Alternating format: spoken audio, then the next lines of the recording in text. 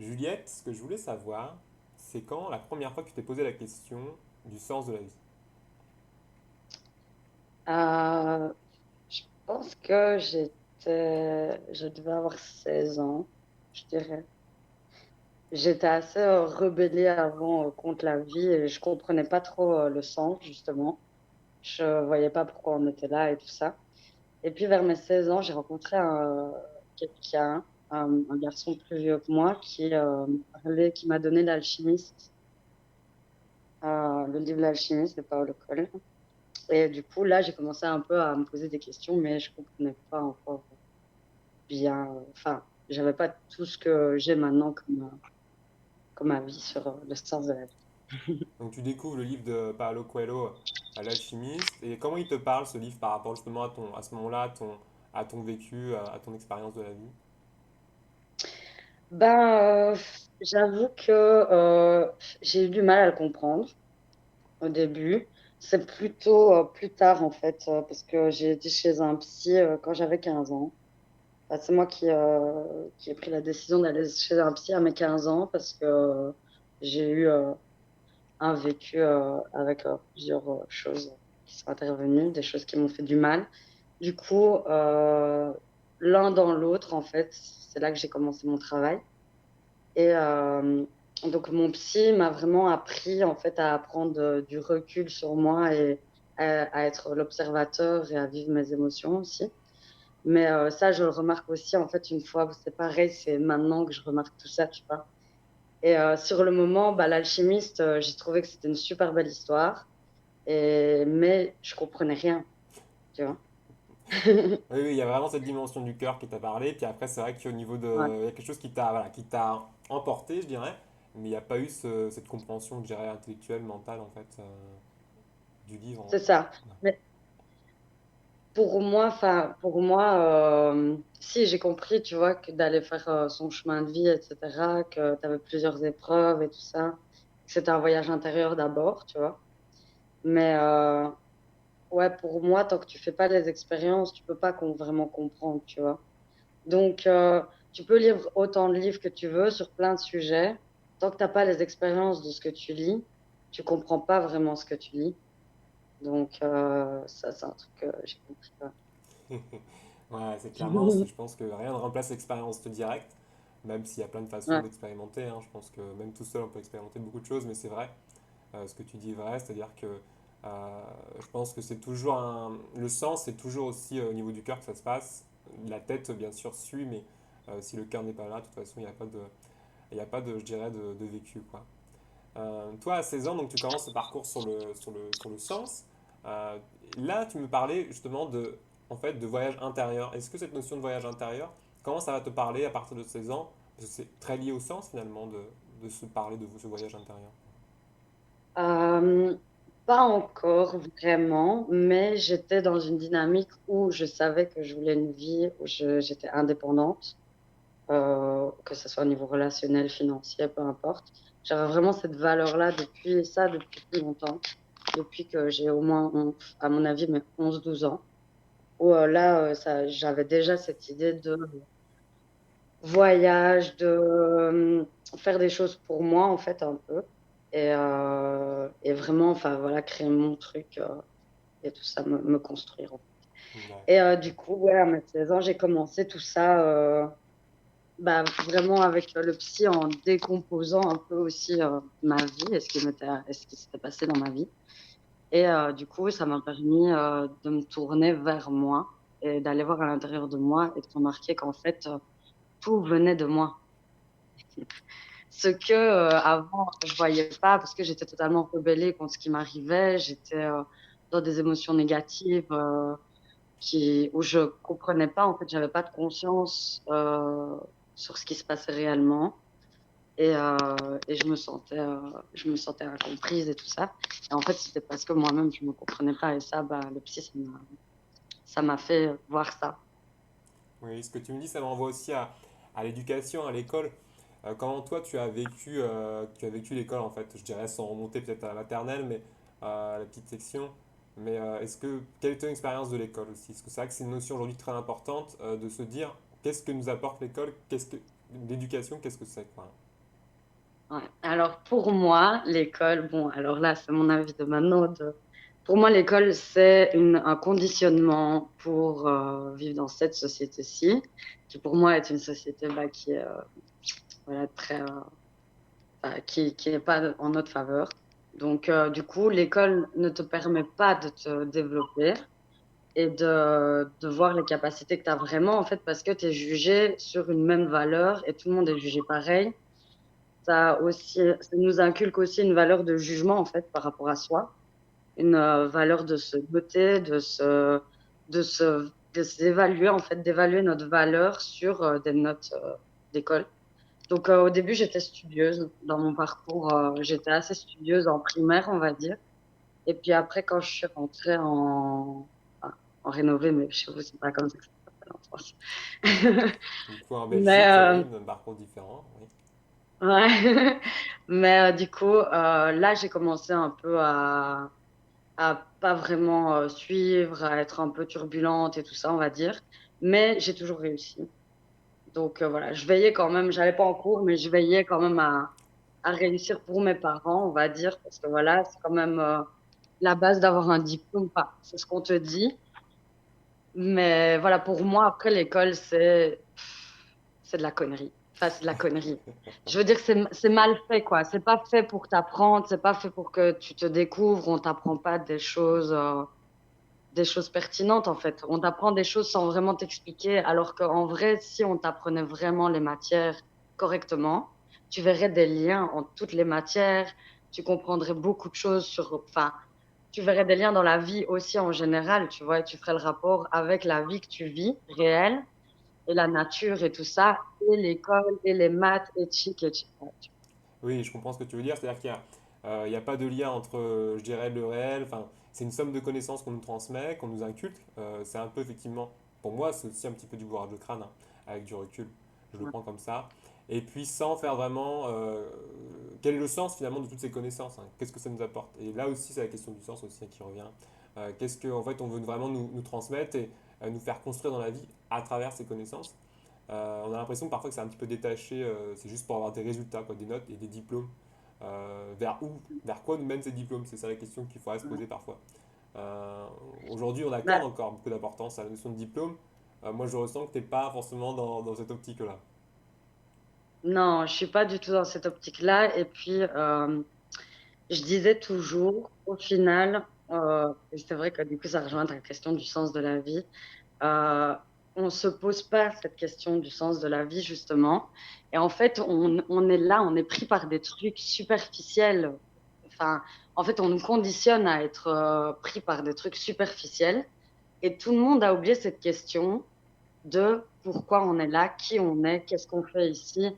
Et on se pose juste la question, est-ce que je vais savoir m'acheter une nouvelle iPhone, tu vois?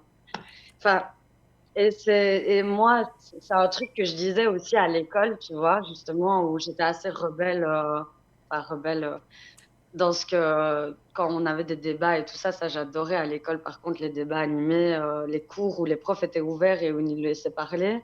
Parce Ouais, que je disais, au final, tout a été défini par l'homme et on oublie les choses essentielles, on se sépare parce qu'on dit ouais, ça c'est ton pays, ça c'est mon pays, viens pas dans mon pays parce que tu vas me prendre mon travail. Mais au final, qui a décrété ça, tu vois, à la base, on est tous des humains sur la Terre et la Terre appartient à tout le monde. Et ils ont créé ça pour qu'on soit en paix, mais au final, ça ne fait enfin, que faire des choses d'appartenance et l'ego grandit avec ça. Et le truc, c'est qu'à l'école, bah, pareil, on te pose pas de vraies questions, on t'en pose, mais si tu as les idées trop ouvertes ou si t'es pas d'accord, on va te marginaliser ou dire, ah voilà, tu vois, ouais, ouais. il faut que Ouais. tu puisses rentrer dans le moule. Oui, c'est vrai qu'il y a une forme de moule qui n'est pas forcément d'ailleurs toujours conscient, hein. Je pense que c'est parfois, même s'il y a Ouais, comme tu disais, on peut quand même s'exprimer, mais c'est s'exprimer dans un certain cadre en fait. Et là, ça me ouais, renvoie à la notion d'expression aussi, d'expression de soi. Parce que je pense que tu parlais de te construire à l'adolescence, mais je pense qu'à l'école, si on avait peut-être davantage cette notion d'expression de soi, parce que je pense qu'au-delà des connaissances que les professeurs peuvent nous transmettre, il y a aussi tout ce que peut exprimer les élèves, tout ce que peut aussi exprimer ceux qui sont dans l'école, qui ne sont pas professeurs. Et c'est là qu'on change aussi la figure du professeur, où l'élève devient aussi quelqu'un qui est actif et conscient. et peut apporter aussi des choses au raisonnement, au débat.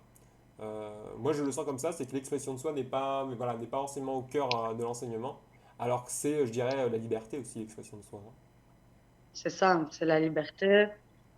Et c'est comme tu disais, enfin, c'est permettre aux gens d'être conscients, enfin, apporter de la conscience. Or, ce qu'on fait avec l'école et en général dans la société, c'est qu'on t'endort. On veut pas que tu aies de conscience. Donc, du coup, ils vont pas faire un système éducatif où tu as de la conscience, quoi. Parce que déjà, le système éducatif, c'est, enfin, voilà. Moi, c'est tenu par les banques. Enfin, tu vois, il y a toutes ces notions de hiérarchie où les intérêts, en fait, ne sont pas du tout les intérêts du peuple, tu vois. Donc, et puis te dire aussi que l'éducation n'a pas changé depuis, je sais pas combien d'années. On est tout le temps en mouvement, tout change tout le temps. C'est le principe de la vie, tu vois. Et ça n'évolue pas ou très très peu, quoi. Donc, Oui, je voilà, comprends ce quoi. que...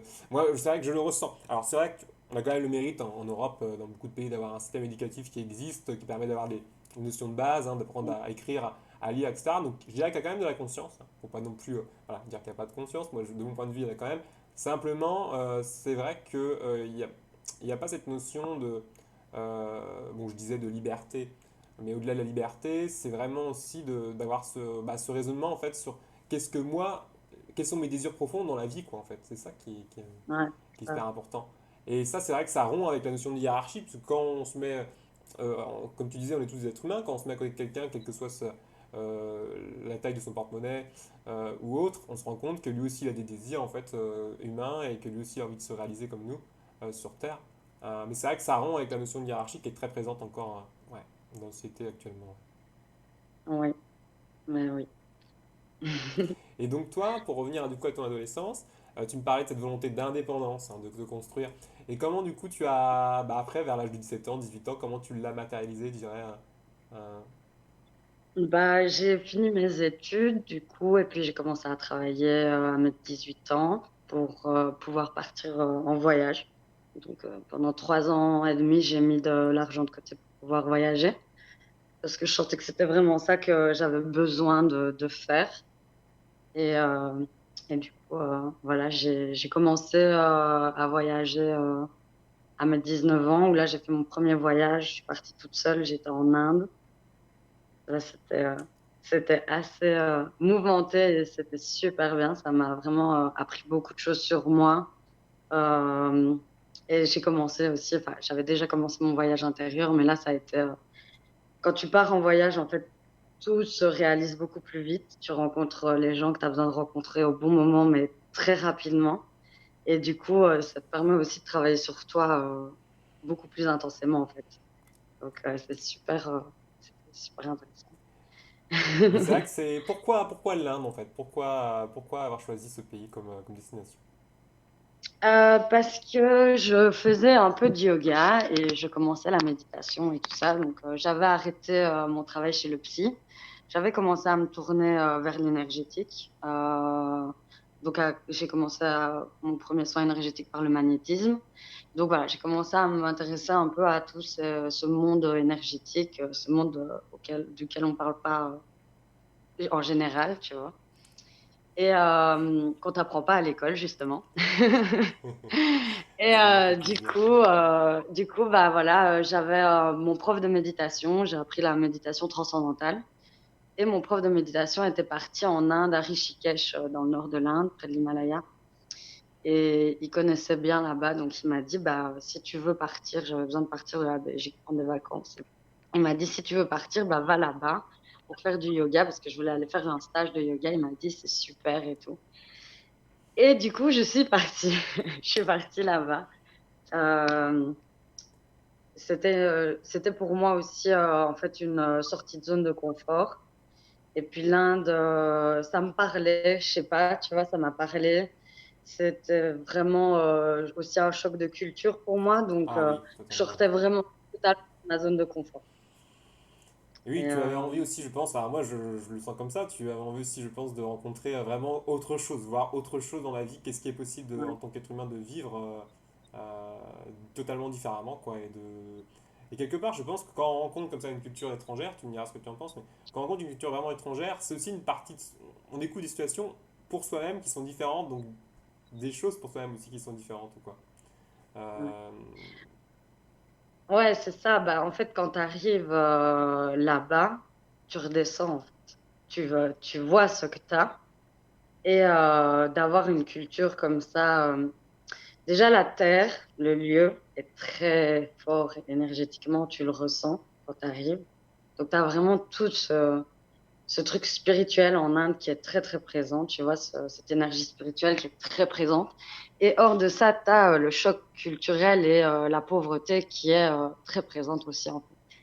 Et beaucoup de tabous, beaucoup de choses comme ça. Et en fait, tu apprends à aussi observer, tu vois, t'observer, observer ce qui se passe pour t'intégrer dans cette culture. Parce que toi, tu arrives, tu peux pas totalement faire ta vie en mode je vous respecte pas, tu vois. Donc, tu apprends beaucoup. En fait, tu deviens plus humble aussi. Et puis, tu vois que ce que tu as, bah, tu as une douche, en fait, déjà. Tu as une douche. Moi, ouais. tu vois, genre, j'ai eu le confort pendant 18 ans. J'arrive là-bas, je dois me laver dans un pot, tu vois. Enfin, c'était tout le code de la route, ça n'existe pas. T'es là, ouais. Est-ce que je vais mourir aujourd'hui ou pas? Tu vois, enfin, c'est totalement un autre monde, en fait. Il y a des vaches qui se trimballent au milieu de la rue, des singes, enfin, et c'est génial. Et en fait, tu vois ces gens qui sont là et qui sont tellement humains et qui donnent. Ils donnent beaucoup d'amour, beaucoup d'attention. Ils sont là et tu vois, ils sont heureux de te voir. Et c'était vraiment super enrichissant et tout. Et puis après, avec le yoga aussi, j'ai appris à avoir une espèce de discipline. Enfin, une discipline parce que voilà, je devais avoir une routine de 5 heures du matin à 21 heures. Donc, ça me changeait totalement de ma vie en Belgique, quoi, où j'étais là, tranquille. Voilà, quoi. Et c'est super intéressant. C'est- Et ouais. comment ils ont accueilli justement eux par rapport à ce que tu pouvais nous raconter un petit peu comment voilà, des Indiens ont pu t'accueillir aussi, ou est-ce qu'ils ont l'habitude d'avoir des étrangers, beaucoup d'étrangers là où tu étais, hein, je suppose, quand même cette notion quand même depuis longtemps, mais Ouais, là où j'étais, c'est un lieu de pèlerinage, donc c'est vrai que ils voient souvent des étrangers. Après, comme j'ai les cheveux bleus, ils ont pas l'habitude des gens avec les cheveux bleus. Alors, il y en a qui m'ont demandé si c'était naturel. Ça, c'était trop drôle. C'était trop mignon. J'étais là, non, ce n'est pas naturel, le bleu. Mais trop mignon. Donc, tu vois, très, tout le temps, ils voulaient beaucoup prendre des photos et tout, tu vois. Et ils sont là et en fait, ils sont dans une énergie vraiment de joie de te voir, de joie de t'accueillir dans leur pays, de te montrer leur culture, tu vois, il y a les chants aussi, il y a les prières et tout ça. Tout le monde est là, tout le monde chante. Enfin, et il y a vraiment cette énergie, ils restent authentiques en fait, à ce qu'ils sont, à ce qu'ils vivent. Et ils sont là, ils te donnent cette authenticité-là, et ils te donnent, en fait, c'est ça le truc, c'est qu'ils ont tellement rien que, enfin, au niveau matériel et tout ça, que ils sont pas dans le superficiel et ils vont te donner que de l'énergie d'amour, que des choses, enfin, beaucoup de joie et tout ça. Après, dans tous les pays, il y a aussi du négatif, hein, parce que beaucoup de gens disent, ah, mais l'Inde, t'es une fille toute seule, en Inde, les viols et tout ça. Alors là, j'en ai entendu avant de partir. Mais après, il m'est rien arrivé. Et oui, il y a eu des moments où c'est vrai que il y a aussi un peu cette culture, enfin, et ce truc, tu vois, avec la différence homme-femme qui est encore fort présente et tout ça. Mais en soi, moi, j'ai pas eu de problème, tu vois. oui, parce que Et c'est quand même courageux de ta part d'être parti comme ça à l'âge de 19 ans, je pensais pas tout le monde, tu m'as dit 18 ans, 19 ans, c'est pas tout le monde qui part comme ça pour faire un voyage toute seule.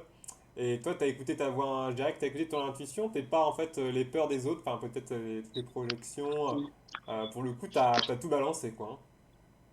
bah, en fait, le truc, c'est que, ouais, tu vois, quand je suis partie, et c'est ce que je disais aux gens, je vais pas dans l'optique, je vais pas avec des peurs là-bas. J'y vais pour me dépasser et j'y vais pour apprendre.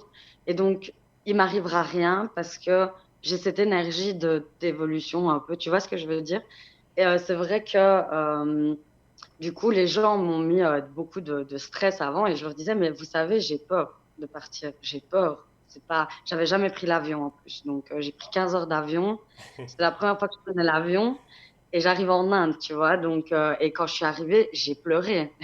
J'ai pleuré, j'ai appelé ma maman, j'ai dit, maman, pourquoi j'ai fait ça? Mais après, un jour, tu vois, ben, la peur, elle est redescendue et tout ça. Le fait aussi du choc de culture, c'est un peu passé, tu vois. J'ai commencé à m'adapter petit à petit.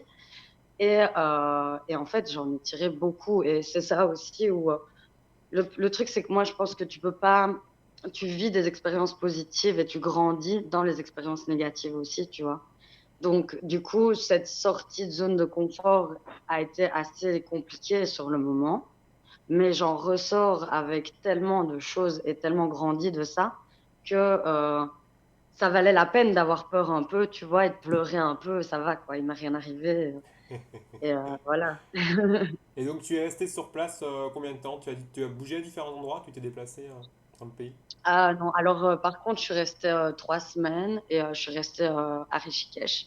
Parce D'accord. que là, du coup, pour le coup, j'avais pas enfin, j'avais pas prévu de me laisser carte libre. J'aurais pu, mais j'avais encore un peu peur et je me suis dit, bon, allez, c'est une grosse sortie de zone de confort là, 3 semaines, je reste au même endroit. Après, j'ai fait pas mal de trucs, j'ai visité pas mal de lieux spirituels. J'ai été méditer et tout ça. Et sinon, ouais, j'ai fait que cette partie-là de l'Inde, mais je compte y retourner, c'est sûr. Donc voilà, ça n'était un premier jet. Par rapport à la Belgique, toi tu dirais que ce côté spirituel qui est très présent, c'est vrai que moi je le ressens souvent que ce qui nous manque aujourd'hui, en fait, en France, en Belgique ou d'autres pays, c'est ce côté collectif, en fait, de partager quelque chose de sacré ensemble, de quelque chose d'authentique, en fait, ensemble. Euh, une notion de transcendance qui est quand même omniprésente en Inde. Et chez nous, comme tu disais, on est un peu, j'ai l'impression qu'on reste toujours un peu sur le superficiel, qui nous empêche de partager des choses ensemble, qui dépassent un peu notre vie, en fait, de se construire individuellement, quoi. C'est ça, bah moi en fait en Inde, j'ai eu vraiment cette notion-là aussi de, tu vois, de partage. Et justement, il y a un événement, enfin quelque chose, un rituel qu'on faisait tout le temps, c'était de chanter des mantras ensemble, tous ensemble. Et en fait, tu vois, il y avait des fois où j'étais très triste. Et j'avais pas envie d'y aller et j'y allais. Et en fait, après, mon énergie, elle était totalement modifiée. Et je me disais, mais waouh, c'est incroyable. Et en fait, j'ai appris tout ça. Le fait aussi, tu vois, parce que j'aimais pas trop les mantras, parce que je me disais, ah ouais, mais je prie pour un dieu, mais moi, j'ai pas trop de religion et tout ça, donc ça me dérangeait. Et ma prof, elle m'a dit, tu sais, t'appelles pas, tu pries pas vraiment un dieu, t'appelles l'énergie que tu as déjà en toi, qui est fait référence à ce dieu-là, en l'occurrence, par exemple, Ouais, Shiva pour le ouais. feu, tu vois. Et donc, en fait, tu appelles cette énergie-là qui est déjà en toi et tu la fais ressortir. Et donc, j'ai commencé à avoir un peu toutes ces notions-là d'énergie et à remarquer, en fait, que mon énergie pouvait changer, que je pouvais me connecter à d'autres choses que je connaissais pas de moi, tu vois, que je soupçonnais pas avoir en moi. Et du coup, ça m'a ouvert pas mal de portes. Et puis, j'ai eu des connexions très fortes aussi avec les gens, avec des gens avec qui j'ai encore des connexions là maintenant et avec qui je sais qu'on peut ne pas se parler, ne pas se voir, on est ensemble, tu vois. Ouais, Et ouais. c'est ça qui est justement que ça rejoint ce que tu dis, le fait de connecter avec les gens et d'avoir ces moments en fait de paix parce que tu te retrouves dans un lieu où tu prends du temps pour toi, pour aller à l'intérieur de toi. Et donc tu trouves des moments de paix où tu es quand même entouré. Et en fait, il y a des choses qui se créent sans que tu aies besoin de parler. Et donc, ça, c'est magique, ça. Oui, oui, c'est vrai que la place du silence aussi, hein, c'est-à-dire que on a tendance à une société où on est beaucoup dans le bruit, il faut toujours qu'il y ait du Ouais. bruit, ou alors le bruit est toujours calé sur quelque chose effectivement de, je dirais, de commun. Et là, on va plutôt aller dans des recherches du son, enfin, une recherche du son, mais une recherche aussi de, j'allais dire de Dieu, mais c'est vrai que au-delà de la notion de Dieu, c'est de se rechercher soi-même aussi. Donc, en Inde, ils ont très bien, enfin, j'ai l'impression qu'ils ont très bien réussi justement à faire le pont entre les deux, quoi. Se chercher soi-même, puis avoir une quête peut-être, voilà, plus religieuse, divine. Il y a les deux qui sont présents et moi je pense que c'est ça qui attire autant de monde dans le monde entier en fait qui va en Inde aussi par rapport à cette culture. Euh, Ouais.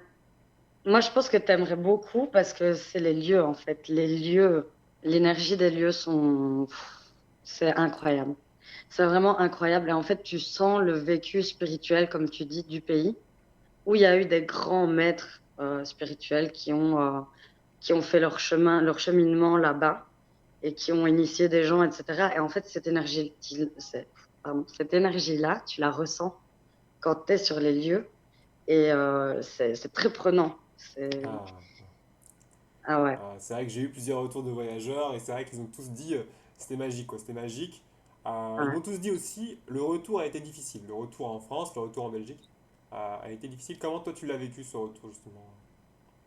Alors, c'est vrai que, en fait, j'ai repris ma vie un peu comme si rien ne s'était passé. Tu vois ce que je veux dire? Ouais, ouais. Donc, j'ai eu ces 3 semaines très spirituelles, très incroyables. Et puis, je suis revenue et j'ai repris ma routine, tu vois, travail, tout ça. Donc, ça a été assez cassant comme retour. Parce que voilà, au final, au début, tu veux pas être là et puis à la fin, tu veux plus repartir. Et, et donc, voilà. Mais comme j'avais mon autre voyage qui arrivait, j'étais quand même focus sur ça. Donc, ça m'avait aussi redonné une bonne énergie pour repartir dans mon travail et tout ça. Donc, d'un autre côté, ça m'a reboosté pour le voyage que j'avais prévu après. Donc, Tu me parlais de chants, de lieux de culte. Alors c'est vrai que nous, bah, en Europe, en Belgique, en France, on a énormément aussi de lieux de culte. Ça manque pas, d'églises, de cathédrales, etc. Mais toi, tu n'as jamais été dans cette culture religieuse aussi catholique, je dirais, ou christianisme par rapport. alors, si.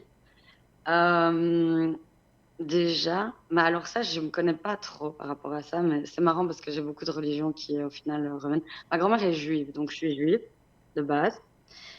Mon grand-père était musulman, mais je les ai pas connus. Et en fait, mon père est catholique, chrétien. Et du coup, j'ai fait mon baptême, mes communions, etc. Donc, j'ai été dans ce truc un peu, j'allais à la messe, je servais à la messe quand j'étais petite et tout ça. J'étais un peu dans ce truc spirituel. Mais par contre, j'en suis sortie, enfin, quand j'ai été plus vers l'adolescence, je dirais vers mes 11 12 ans, j'ai dit que, en fait, ça me parlait pas. Donc là, j'ai eu un moment où j'ai arrêté de croire en Dieu. Donc quand j'étais petite, comme j'étais dans tout ça, bah, j'y croyais.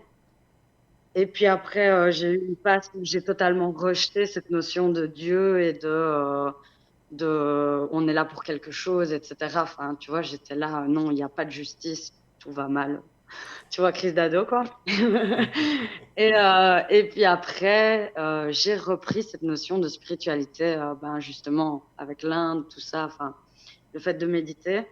Moi, je dis pas Dieu, je dis l'univers parce qu'il y a trop d'associations dans Oui, la tête des gens avec le mot Dieu. Mais pour moi, c'est pareil, en fait. C'est toute la même, enfin, la source, c'est la source, oui, tu j'aime bien vois. la source aussi, hein. Sachant un peu Ouais, le la mettre au source, féminin, il y a quelque chose qui est différent quand on le met au féminin. Ouais. ouais, c'est vrai. Et du coup, enfin voilà, j'ai quand même eu cette notion de spiritualité qui m'a suivie. Mais en fait, ce qui est bien, c'est que j'ai su sortir de ce qu'on m'avait conditionné et appris par rapport à une seule religion. Et là, du coup, je me fais ma propre religion, entre guillemets, on va Ouais, dire. tout à fait, tout à fait. Ouais. Oui, c'est ce que je dis souvent à mes amis. J'ai ma propre religion et il n'y a que moi qui peux être membre, donc désolé hein, si vous ne pouvez pas rejoindre, mais C'est ça. il n'y a pas de prosélytisme dans la religion. Ah, désolé. Mais c'est Ouais. ça, c'est-à-dire que moi je pense que on est tous à un chemin personnel. Après qu'on soit dans une religion ou non, hein, qu'on soit dans une quête religieuse ou non, de toute façon il y a une notion de spirituel qui est de plus en plus compris hein, et t'en es la preuve vivante. Je dirais que tu es jeune et que tu as déjà cette notion de dire je suis capable d'avoir un cheminement qui est spirituel, pas forcément religieux quoi. Ouais, c'est ça. Ça c'est intéressant. C'est de mieux en mieux compris, j'ai C'est ça, l'impression. ça me parle plus en fait parce que pour moi, encore une fois, la religion, pour moi, rejoint un peu ce que je disais avec l'école au niveau de la manipulation de masse et tout ça, tu vois. Donc, il y a dans les religions, il y a du très bon dans toutes les religions, il y a de très beaux messages, mais le problème, c'est la manière dont les gens les prennent. Et le problème, c'est la manière dont la société, enfin, à un moment donné, c'est bien dans l'histoire, le christianisme, ça a été, c'est ça qui gouvernait le monde. Donc, tu vois, ils ont utilisé la religion justement à des fins de manipulation. Donc, c'est là pour moi que la religion perd un peu de valeur, enfin de valeur, pas dans le message, tu vois, mais dans ce que la société nous dit que ce que c'est la religion, tu Dans ce que vois. les gens en font, tout simplement. Ouais. Voilà, c'est ça, dans ce que les gens en font, en fait. Et qui perdent le message, le beau message qui est derrière, en fait, tous les beaux messages qui sont derrière. Et tout se rejoint, en fait, encore une fois, tu vois. Si tu Ouais. étudies vraiment toutes les religions, beaucoup Et de c'est choses se vrai rejoignent. qu'on est une époque où on a la chance d'avoir accès à énormément d'informations. Merci Internet. Et là, on peut se Hein. parler alors que tu es actuellement en Australie, donc c'est vraiment génial, quoi. On peut quand même communiquer, je peux quand même t'interviewer et tout. Et ça, c'est quand même, je dirais, unique. Enfin, en tout cas, dans les connaissances d'histoire qu'on a, c'est quand même un événement unique, quoi. Qui C'est sûr que il faut qu'on s'en serve comme il faut, et c'est sûr que c'est un outil génial. On a l'opportunité d'avoir des millions de connaissances et de, justement, un peu par rapport au sens de la vie, enfin, tu vois, pour revenir à tout ça, de pouvoir aussi faire un puzzle, tu vois, grâce à toutes ces connaissances auxquelles on a accès et de pouvoir regarder et analyser et faire le lien entre tout ce qu'on peut t'apprendre et ton expérience personnelle. Et du coup, c'est vraiment bien. Enfin, moi, je m'en sers beaucoup d'Internet bah, pour plein de choses parce que, comme tu dis, ça nous permet aussi de communiquer tous les deux alors qu'on est à l'autre bout du monde. ouais. Donc, c'est sûr qu'il y a du bon, c'est sûr. Après, c'est vrai qu'aujourd'hui, on est dans un processus aussi de beaucoup de retour à la nature, d'écologie, Ouais. d'environnement, etc. Mais je pense qu'au bout d'un moment, les deux vont se rejoindre. C'est-à-dire, aujourd'hui, oui, on est avec une technologie qui peut être, je dirais, en opposition avec la nature, hein, c'est sûr, avec les écosystèmes, hein, ça c'est vrai, on ne peut pas le nier. Mais les deux, je pense, voilà, il ne faut pas faire d'opposition. Je pense qu'il y a une dualité aujourd'hui qui existe. Et au bout d'un moment, on va transformer nos technologies aussi, je pense, faire évoluer, et les deux pourront se rejoindre. En fait, je pense que c'est Tesla, il a étudié ça, l'énergie libre. Donc, justement, l'énergie que nous, en tant que guérisseurs, on utilise. Donc, il a étudié ça, Tesla, pour justement l'électronique et tout ça, et pour mettre dans la technologie. Donc, c'est sûr qu'on peut rejoindre les deux. Et comme tu dis, je pense que pour le moment, on est dans un monde de dualité. C'est assez. Et d'ailleurs, il y a beaucoup de choses qui se révèlent actuellement sur beaucoup de sujets, sur beaucoup d'injustices, sur beaucoup de choses où il faut rétablir une espèce d'équilibre en fait entre ce qui se passe et ce qu'on nous fait croire et tu vois tout ça.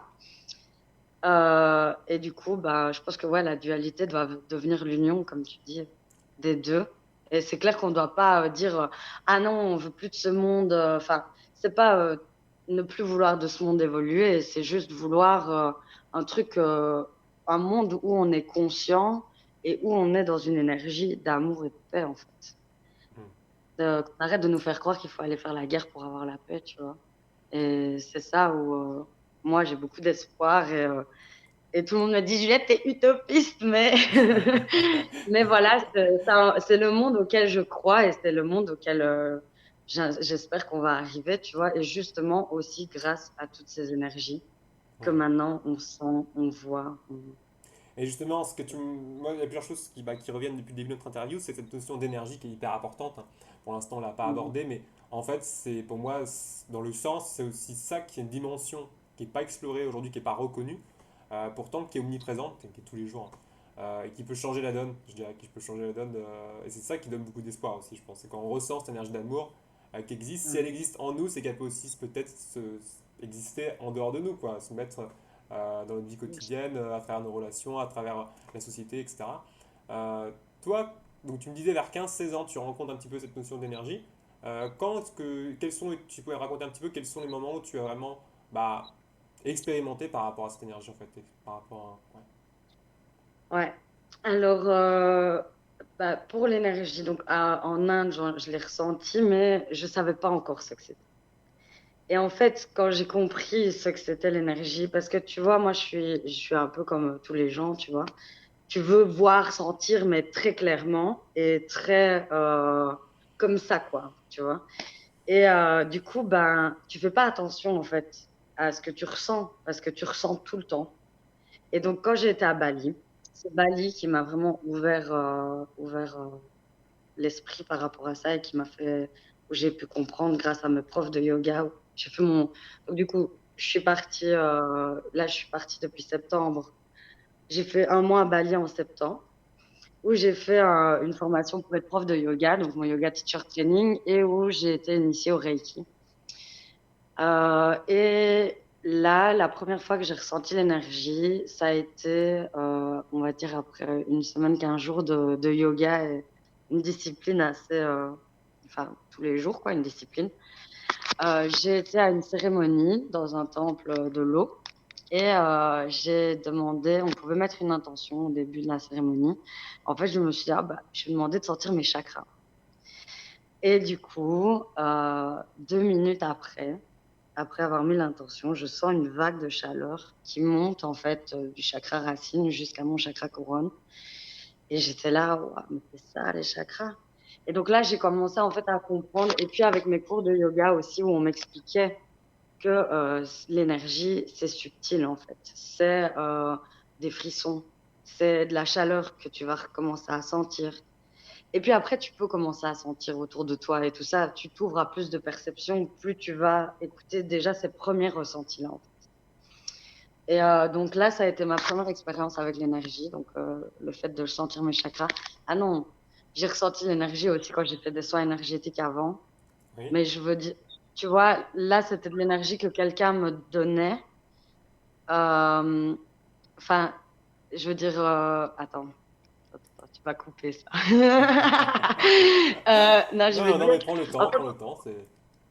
je parle de l'énergie que j'ai ressentie de moi à moi, tu vois, où je l'ai découverte en moi, en fait. D'accord. Sinon, avant ça, j'avais déjà découvert l'énergie avec les énergéticiens. Mais voilà, la première fois que j'ai été chez la magnétiseuse, j'étais là, mais qu'est-ce qu'elle fout? Alors, elle faisait des cris, des trucs comme ça. J'étais là, mais qu'est-ce qu'elle branle? Je, je n'y crois pas du tout, je n'y crois pas du tout, je n'y crois pas du tout. Donc, pendant tout le soin, malgré qu'elle me sorte des mémoires sur moi assez justes, Oui, oui. je restais perplexe, tu vois. Et en fait, le soir, plus aucune énergie dans mon corps, épuisée, je savais même plus tenir debout. Le lendemain, là où il avait plus travaillé, je le sentais. Donc là, j'ai commencé à me dire, OK, il y a quelque chose. C'est vrai, tu Ouais, vois. ouais, ouais. C'est pas du bullshit. Et au final, bah, là, j'ai commencé à vraiment faire plus de soins énergétiques plus souvent, d'essayer plein de techniques différentes. Et j'avais beaucoup d'émotions qui ressortaient et tout ça. Mais c'est vrai que c'était pas l'énergie que j'ai connue comme je l'ai connue à Bali. Genre à Bali, quand je l'ai connu de moi à moi, en fait. C'était vraiment, j'ai D'accord. découvert mon énergie intérieure et comment ressentir l'énergie et ce que c'est, en fait, tu vois. Et que c'est pas un truc flagrant qui t'arrive devant le nez où on te dit c'est ça l'énergie, c'est ça tes chakras. Tu commences pas à les voir de toutes les couleurs sauter partout, tu vois. Ouais, ouais. Et c'est aussi le fait d'être moins en attente par rapport à ce que je vois et ce que je ressens qui permet que je m'ouvre justement à ce que je vois et à ce que je ressens. Hmm. Mais c'est vrai que c'est impressionnant que tu aies dû partir finalement à Bali, je dirais très très loin de la Belgique, pour ressentir ce que c'est l'énergie, alors que c'est une notion qui est ultra présente là-bas, enfin, qui est reconnue, qui est connue. Que tu parles de yoga, bah, le yoga c'est voilà, c'est la science de l'union du corps et de l'esprit. Enfin, il y a toute cette culture aussi qui est quand même assez incroyable parce qu'elle se diffuse à travers le monde. Et aujourd'hui, bah, des jeunes Belges comme toi vont pouvoir découvrir ça, je dirais, à Bali, quoi. Et c'est en même temps, c'est triste parce qu'on se dit, dis donc, si on pouvait expérimenter ça assez jeune, finalement, dès l'adolescence, en France, en Belgique, etc., qu'est-ce que ça serait bien, en fait, de pouvoir aussi le partager avec d'autres, hein, euh, d'avoir cette expérience-là, en fait, ici, quoi. Ouais, c'est ça. Mais je pense qu'on peut, mais en fait, je pense qu'encore une fois, c'est le cadre dans lequel on te met. Et il y a tellement de... euh, les grosses villes, les villes et tout ça, déjà, t'as l'énergie, tu vois. Mais ça coupe le fait de pouvoir vraiment... T'es pas dans la nature. Moi, j'étais dans une ville. Donc déjà, tu vois, j'avais ce truc de... j'étais pas trop connectée, tu vois. Et quand j'étais petite, oui, j'étais sûrement connectée parce que j'habitais à la campagne et tout ça. Mais cette notion de voir en fait ce que c'est, enfin, toi-même. J'avais beau lire des livres, tu vois, je lisais beaucoup de livres sur là-dessus, sur tout ce que c'est. Je regardais beaucoup de gens qui parlaient de tout ça, tu vois, de cette notion d'énergie, de spiritualité, de comment agir dans la vie, de la loi de l'attraction et tout. Mais encore une fois, tant que tu l'as pas expérimenté et tout ça, tu peux pas savoir en fait. Tu peux pas savoir c'est quoi. Et c'est ça qui est ouf. Et donc tu pars à Bali, c'était vers quel âge Bali? Ah bah là, c'était là, hein. C'était le septembre dernier, donc j'ai 22. J'ai 22 D'accord. ans. Ouais. Ouais. Et comment tu t'es retrouvé en Australie du coup? Bah en fait, du coup, c'était mon voyage de base, l'Australie. Et j'ai eu des événements dans ma vie qui ont fait que je devais partir avec quelqu'un. Je me suis retrouvée à partir toute seule. Donc là, encore une fois, pour moi, ça a été clairement un signe de l'univers qui me disait, c'est ton chemin, en fait. C'est ton expérience, c'est ton voyage. Et j'en rêvais depuis très longtemps de voyager, tu vois. Donc j'avais toujours dit que je ferais un métier par rapport au voyage, enfin, ou qui me permettrait de voyager. Et donc, tout s'est mis pour que je parte toute seule. Donc voilà, du coup, après, je me suis dit, il faut que je fasse quelque chose pour moi, pour couper entre la Belgique et l'Australie. Et j'étais à Bali. Je me suis retrouvée à Bali.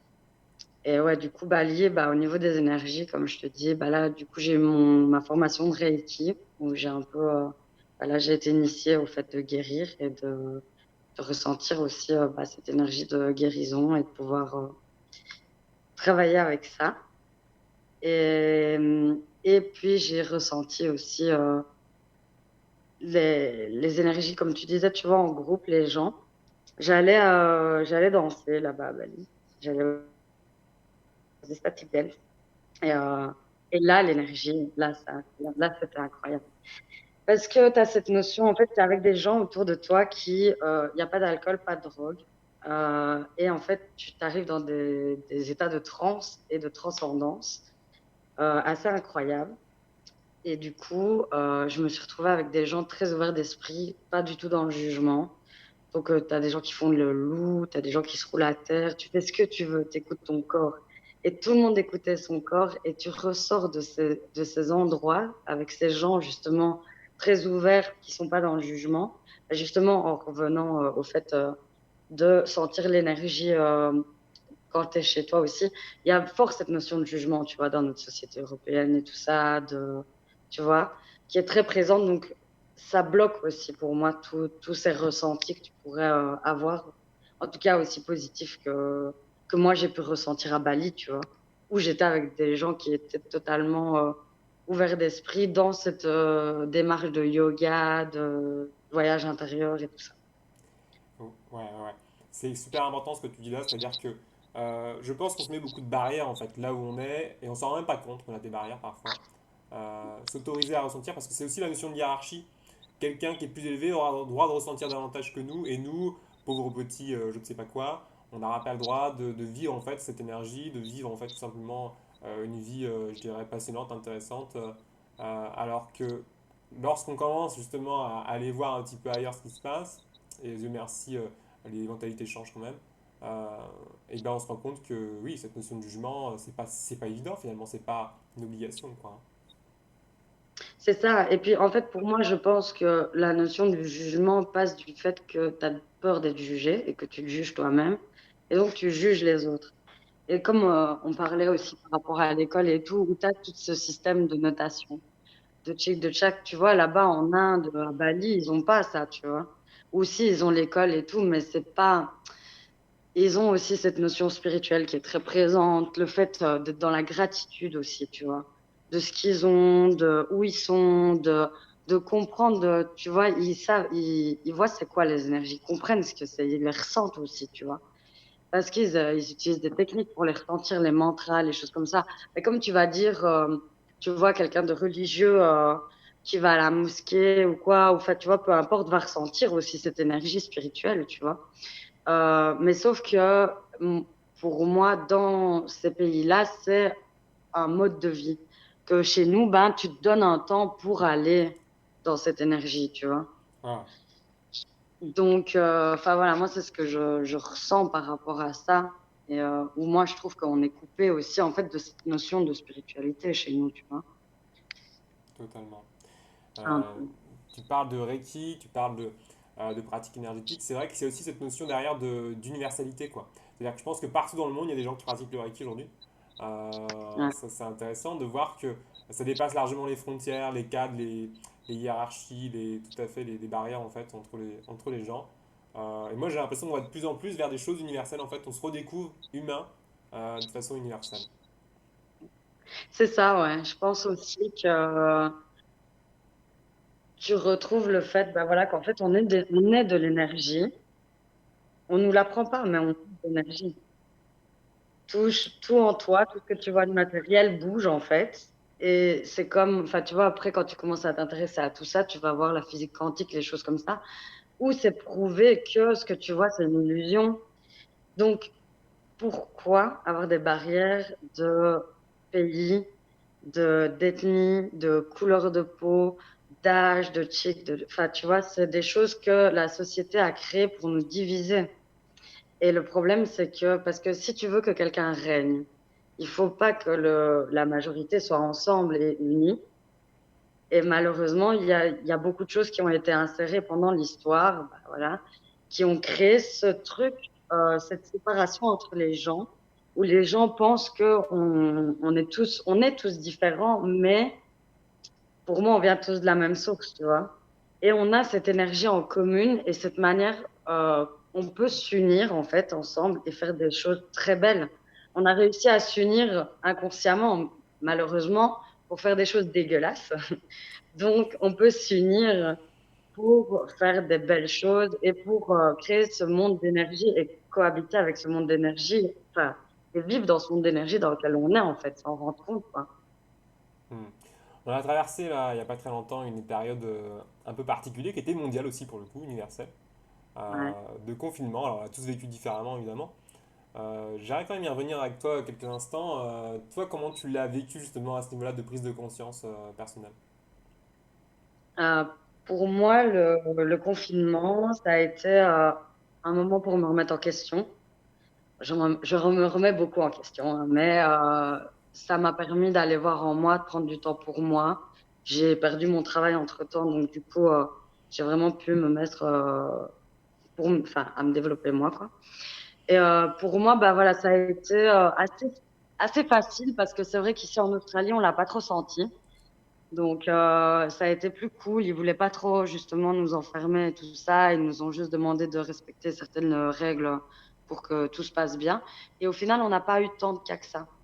Ah, Et ça s'est pas mal passé du tout ici, en fait. Donc, c'est assez marrant, en fait, aussi, du coup, d'avoir ce point de vue que j'ai parce que dans le pays où je suis, qui est quand même un gros pays avec, bon, il n'y a pas énormément d'habitants pour le gros pays que c'est, mais ils ont géré la situation d'une manière assez,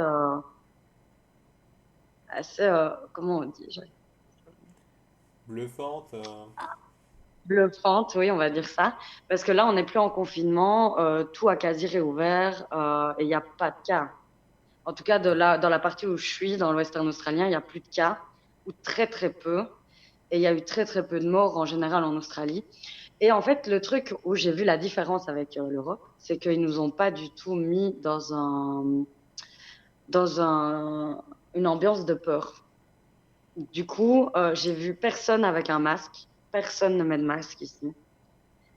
Les gens tiennent pas spécialement les distances de sécurité. Donc, au final, tu vois, ça montre un peu aussi, tu vois, le fait de mettre les gens dans la peur comme ça. Et ça les fait tomber malades, tu vois. Ça Hmm. fait que ici, les gens, ils s'inquiétaient pas trop. C'est Et vrai que moi ça je a fait pense qu'il aussi. y a eu, il y a eu la crise, hein. Excuse-moi, je te coupe. Il y a eu la Ouais, crise en fait effectivement du Covid-19, mais il y a eu aussi tout ce qu'on a rajouté par-dessus, la peur. Et je pense que voilà, effectivement, on a été beaucoup plus fortement touché en France, donc c'est forcément, on a pris des mesures qui étaient plus radicales, disons, et puis on n'est pas forcément dans la même organisation au niveau du pays, mais je pense, voilà, je te rejoins sur le fait que le président de la République en France, hein, pour parler de la France, là où je suis, ouais. a parlé d'état de guerre, quoi. Donc effectivement, état de guerre, Ouais. ça a beaucoup sonné quand même, c'est très violent hein, finalement. Euh, et En ça a fait, beaucoup rajouté de la peur par-dessus la peur. Et moi, je l'ai vu dès les premiers jours, en fait, hein. Je n'étais pas encore confiné quand le confinement a commencé. Je me suis retrouvé, j'étais en plus en maison de retraite, donc j'ai pu voir en premier plan comment on gérait la crise au jour le jour. Et il y a eu quand même un peu un état de panique, hein, j'ai senti un petit peu ça. Et puis de mettre voilà, beaucoup de pression, beaucoup de peur, on n'était plus que là-dessus, il n'y avait plus que ça qui existait. et tout le reste était parti, quoi. Euh, et moi, je leur ai dit, voilà, la réaction que j'ai eue, c'est attention quand même de ne pas focaliser tout nos ressources, notre énergie là-dessus, sur cette crise, alors qu'il y a encore d'autres choses qui vont se faire dans l'avenir et qui sont en train de se faire, quoi. Euh, c'est ça. Ouais. Bah, déjà, en fait, s'ils avaient pris le problème avant, parce que nous, c'est ce qu'ils ont fait ici en Australie. Ils ont vu que ça partait en couille partout, ils ont fermé tout.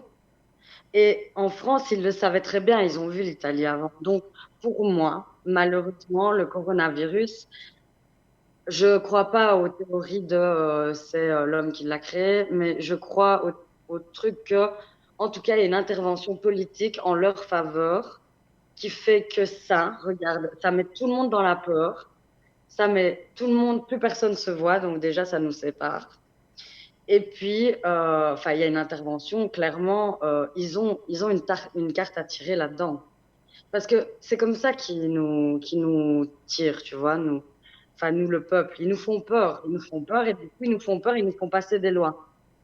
Le coronavirus, ça touche les poumons. Les poumons, c'est les regrets. La majorité des personnes qui sont décédées dues au coronavirus, c'est des personnes âgées. Quelles sont les personnes qui ont le plus de regrets? En général, ce sont les personnes âgées.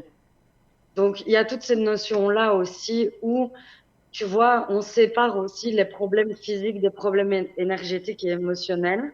Ouais. Alors que si on remettait tout à sa place, enfin, c'est un virus qui a fait autant de morts que, enfin, je sais pas si ça a fait autant de morts que le sida, ça en a peut-être fait plus, j'en sais rien, je connais pas les chiffres, donc c'est vrai que là, je m'avance sur un terrain que je connais pas bien. Mais je veux dire, faut arrêter d'extrapoler et tout ça, tu vois. Enfin, moi, ça me rend dingue parce que je suis C'est là, marrant mais quand tu dis il faut arrêter. Je sens le petit accent belge qui. ah. J'ai Il est l'ami belge, toujours là, je l'ai pas j'ai l'ami perdu. belge qui fait aussi faut arrêter et comme ça. Ouais, c'est marrant ça. Ouais, Donc, ouais. Euh, ouais. Pourquoi être sur Mes une belles note plus seront contents, positive? donc. Faudrait être une note plus positive par rapport à l'avenir. Quelles sont tes espérances aujourd'hui? Si tu as des espérances par rapport au monde, par rapport à toi aussi, par rapport à ton vécu et le sens par rapport à ce que tu ressens.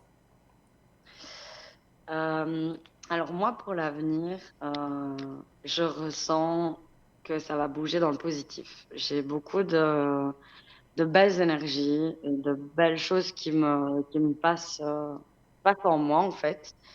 Et où j'ai vraiment bah, cet élan d'amour et d'espoir on est dans un monde de connexion. Et moi-même, dans mon parcours, enfin, dans ma vie, je le vois. J'ai beaucoup de gens avec qui je suis très connectée. J'ai des liens très forts. J'ai beaucoup d'amour autour de moi. J'ai des proches qui sont incroyables, qui me donnent de l'amour et à qui aussi je peux en donner et qui a ce truc qui est très fort, en fait. Et j'ai beaucoup d'espoir aussi que les gens enfin, pour moi, en tout cas, en fait, moi, ça, c'est mon chemin de me responsabiliser, d'être responsable de ce que je suis, de ce que je fais, que ça soit dans le positif ou dans le négatif, parce qu'en fait, on a tous des défauts et des qualités. Et des fois, bah, c'est comme je dis, des fois, je suis une connasse. Et ouais, je suis une connasse, tu vois. Et des fois, ben, je vais donner beaucoup d'amour et des fois, je vais être très égoïste. Mais ça, c'est l'humain. On est humain. Et je pense que remettre de l'honnêteté dans ce qu'on est, et dans ce que, enfin voilà, dans ces vulnérabilités, dans ces défauts, et dans aussi ces qualités, et ces choses incroyables qu'on a à offrir et à donner, ça remettrait une justesse, et en fait, ça remet quelque chose d'authentique entre les gens, tu vois. Le fait d'être comme ça, et je pense que si on allait tous chercher l'amour en soi et ne pas attendre de l'extérieur qu'il nous apporte un bonheur intérieur, ben on irait mieux. Ça irait mieux Ouais. dans tout, en général. Mhm. Donc voilà, ça c'est mon chemin de vie. C'est pour ça que je voyage. Merci Juliette. Est-ce qu'il y a une chose que tu voudrais nous conclure, bon, même si je pense que c'est une belle conclusion que tu as fait là, mais est-ce qu'il y a quelque chose que tu voudrais dire pour conclure ou que tu voudrais ajouter à ce qu'on n'a pas du tout abordé pendant notre échange? Non, il n'y a rien qui me vient comme ça. Après, voilà, j'espère que, non, je sais pas. Non, en fait, non. Je conclue Ah, pas. c'est super, c'est très bien comme ça. Mais bon, écoute, je vais te remercier puis te souhaiter vraiment une réussite dans ton chemin. Je pense que tu as énormément de choses encore à révéler au monde, à explorer. Et puis qu'on va le faire, je pense qu'on va le faire très très nombreux dans le monde, qui ont la même espérance que toi, qui ont la même envie. Voilà. Ouais, je pense aussi. Je pense aussi qu'on a un bon groupe là pour y arriver. De toute façon, je vais conclure par ça. L'énergie et la lumière, c'est l'amour et la paix, c'est plus fort que tout. C'est ça qui nous fait vivre, c'est ça qui fait qu'on est là. Donc, on va y revenir, c'est sûr. Yeah.